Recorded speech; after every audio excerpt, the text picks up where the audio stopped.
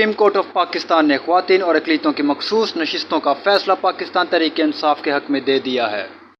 اس فیصلے کی بنیاد پر حکمران اتحاد مسلم لیگ نون اور پیپلز پارٹی کے پنجاب اسمبلی کے 3 اقلیتی ارکان کے اسمبلی رکنیت ختم ہو گئی ہے، جو گزشتہ ہفتوں سے معطل تھی۔ انہوں نے مارچ کے پہلے ہفتے میں حلف اٹھایا تھا۔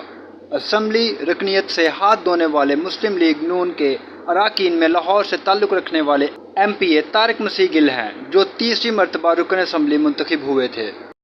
دوسرے رکن عبد المالک سے چودھری وسیم انجم سندھو ہیں، جو پہلی مرتبہ رکن اسمبلی منتخب ہوئے تھے۔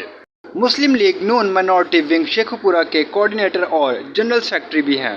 وفاقی وزیر رانا تنویر حسین اور سابق وفاقی وزیر کامران مائیکل کے قریبی ساتھی سمجھے جاتے ہیں، جبکہ تیسرے رکن رحیم یار خان سے ہندو کمیونٹی کے بسروجی ہیں، جن کا تعلق پاکستان پیپلز پارٹی جنوبی پنجاب سے ہے۔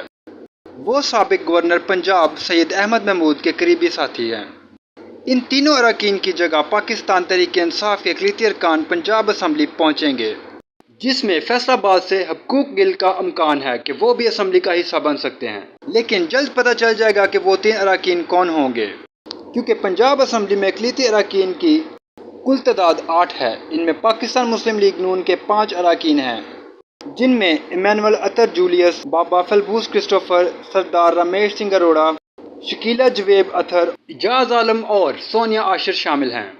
معلومات کا قابل اعتماد ذریعہ CRC، جڑے رہیں CRC کے ساتھ۔